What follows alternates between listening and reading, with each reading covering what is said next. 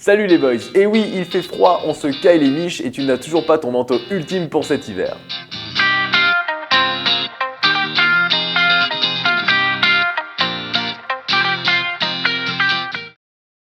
La coupe, la forme, la couleur, la matière ou encore le budget, tant de questions qui restent sans réponse depuis des années. Sans en faire des caisses, je vais t'aider dans ta démarche d'esquive grippale. Ah oui, j'oubliais, j'ai placé pour toi un petit curseur qui te permettra de jauger la chaleur des différents types de manteaux que je te présente. C'est parti!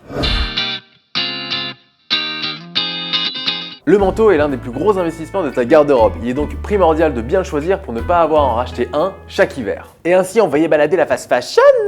Il y a plusieurs types de manteaux. Commençons par les manteaux formels, appelés aussi par-dessus. Mais alors, quels sont les différents types de par-dessus? Tout d'abord, le Crombie Coat en coupe droite. C'est le manteau classique par excellence. Popularisé au XXe siècle, il accompagne principalement tes costumes, mais pas que.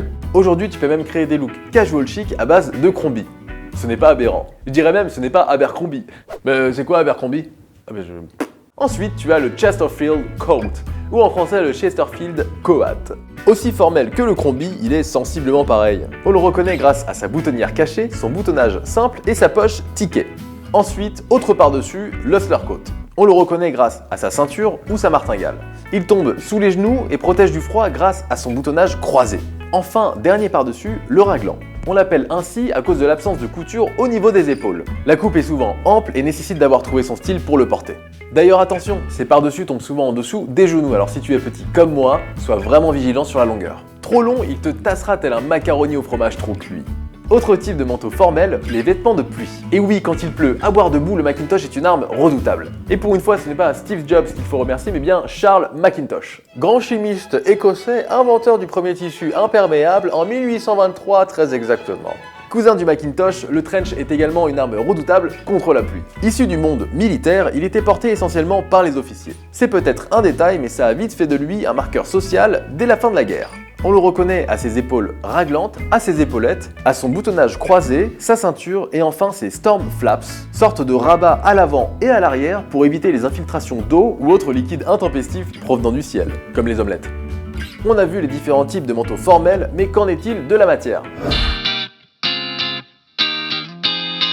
Je te le pète et répète, si tu souhaites avoir chaud en hiver et ne pas suer comme une chips oubliée dans son paquet au soleil, évite les matières synthétiques. Enfin, évite d'avoir une composition à plus de 30% de matière issue de l'industrie pétrolière. Il te reste donc 70% ou plus de matière naturelle, comme la laine, la plus rentable pour moi. C'est donc pour cette raison que nous allons nous intéresser à cette matière en particulier. Tu retrouves en général 3 types de draps de laine sur la plupart des manteaux. Premièrement, le lainage mousseux. Rien à voir avec le champagne bas de gamme, bien entendu.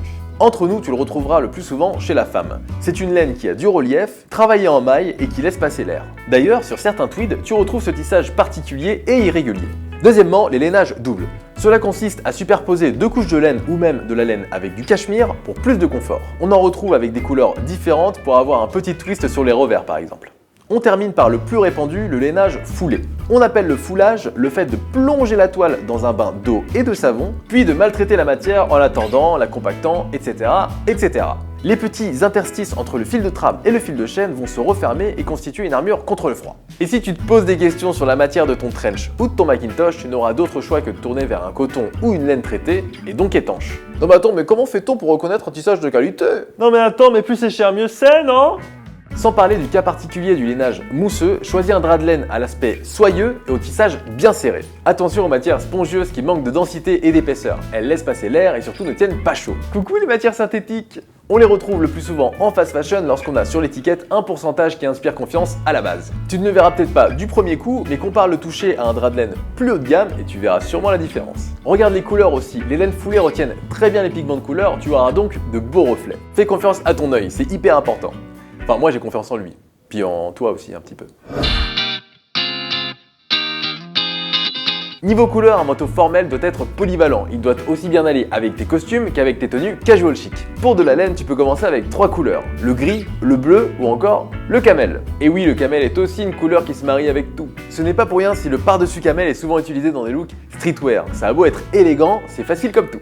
C'est pour moi la couleur parfaite si tu veux sortir des grands classiques comme le bleu ou le gris. Et pour les par-dessus protecteurs de pluie, tu peux partir sur du beige, du bleu ou encore du kaki. Mais dans cet océan de marques et d'arnaques en tout genre, comment choisir ce manteau formel les yeux fermés? Je vais t'aider Bobby.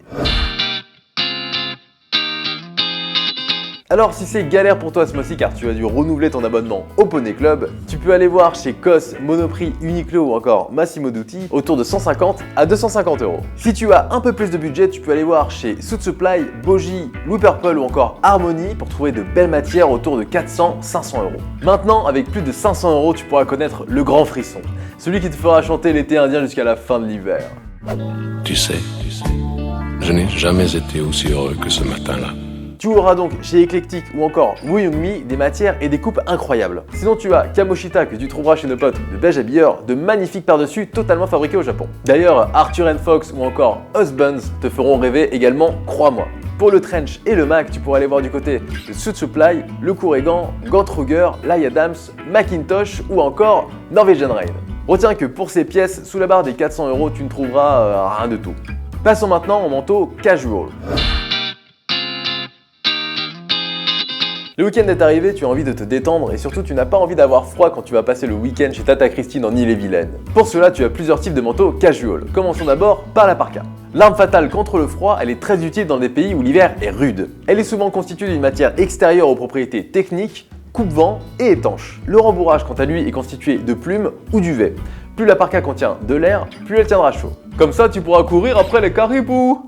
Mais c'était pas du tout l'accent québécois. Sur les parkas haut de gamme, tu trouveras souvent de la fourrure dans la capuche. Même si ça fait partie de l'image de base de la parka, il est difficile aujourd'hui de tracer la provenance des fourrures venant des petits animaux tout doux. Au passage, la fourrure synthétique est de plus en plus aboutie aujourd'hui. Je dis ça, je dis rien. Concernant la sélection de marques de parka, tu as The North Face ou encore Balibari qui s'en sortent pas mal autour de 350 €. Pour 400 €, tu peux aller chez Patagonia ou encore Aigle qui travaille de mieux en mieux ses designs. Pour 600 € et plus, tu peux aller chez Nobis ou encore chez Woolrich. Un postiche. Et pour un côté plus créateur, tu trouveras ton bonheur chez Stone Island.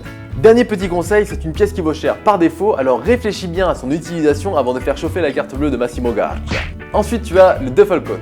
D'ailleurs, connais-tu le point commun entre le trench et le duffel coat ? Hein ? Ils sont tous deux issus du monde militaire, de la navale plus précisément. On le reconnaît grâce à ses fermetures en cordelette avec des petites cornes. Si tu choisis ce format de manteau, il faut que tu sois intransigeant quant à la qualité des matériaux qui le composent. Des patchs en plastique effets cuir ou encore des cornes issues de l'exploitation pétrolière sont à éviter. Enfin, un vrai duffel coat ne se porte pas fité. Je jette ça comme un pavé dans la mare, tu en fais ce que tu veux. Encore une fois, c'est une pièce pour laquelle tu te dois d'investir. Tu ne trouveras rien de durable et de qualité sous la barre des 350-400 €. Tu auras un grand choix de duffel coat chez Gloverall autour de 450 € ou alors chez Inverter, marque haut de gamme totalement fabriquée en Angleterre, mais là on tape dans les 900 €. Passons maintenant au caban. Comme le duffel coat, il est issu du monde marin. Pratique, facile à fermer, le caban protège du vent grâce à son boutonnage double sens. À l'origine, les marins changeaient le sens de boutonnage en fonction de leur poste sur le pont du bateau. Qu'ils soient à bâbord ou à tribord, ils étaient toujours protégés du vent. Assez court, il s'intègre facilement dans des tenues casual ou casual chic. Et comme pour les par-dessus, n'excède pas 20 à 30% de matière synthétique. C'est aussi une pièce qu'on trouve partout maintenant, tu n'auras aucun mal à trouver ton bonheur. En entrée de gamme, tu as Memlook Label qui te propose un caban à 225 €, très exactement. Un peu de polyester s'insère dans sa composition, mais à ce prix-là, tu ne pourras pas espérer des miracles. Et si tu as un peu plus de budget, je te conseille la marque Saint-James, spécialiste du vêtement marin, qui pour 300 € te propose un 100% laine. Dans un style classique et sans fioritures, mais avec une très bonne qualité pour le prix. Pour un style un peu plus marqué, chez Commune de Paris ou encore Édition MR, tu t'en sortiras pour 450 €. Et si vraiment tu as du budget, tu pourras trouver de magnifiques pièces chez Kamoshita ou encore Lardini, mais là on passe le millier d'euros. Et ouais. Et quid de la doudoune? C'est une pièce bien trop boudée et je comprends. Entre nous, il est difficile d'avoir du style en doudoune, mais ce n'est pas impossible. C'est avant tout une pièce très pratique, elle te protège bien du froid, surtout à Scotter. D'ailleurs, la chose à laquelle tu dois faire bien attention, c'est la manière dont est remplie la doudoune. Il faut qu'elle soit dense et formée de beaux arrondis. En ce qui concerne le style, évite les tissus trop brillants et les couleurs trop fortes. Pour la matière, il faut simplement s'assurer qu'elle soit imperméable et solide. Attention aux doudounes qui ont de nombreux boudins horizontaux et qui te font vite ressembler à un bibendum Michelin. En ce qui concerne les marques, tu trouveras chez Schott des doudounes stylées autour de 125 € ou encore chez Chevignon autour des 300 € qui excellent dans leur stylisme. Enfin, si tu es plus porté sur la technicité de la pièce plutôt que son esthétisme, chez Bonne Gueule on aime la marque Rab qui propose pour 300 € une isolation parfaite. Voilà, j'espère t'avoir aidé dans ta lutte contre la grippe. Retiens que le manteau est un intemporel et qu'il est préférable d'aller chercher la qualité en investissant. Donc réfléchis bien avant l'achat. Comme d'habitude, si tu ne veux louper aucun épisode et que tu kiffes notre nouvelle déco, pense à t'abonner. Moi, ça me ferait plaisir en tout cas. Allez, à bientôt et surtout, bisous à Tata Christine.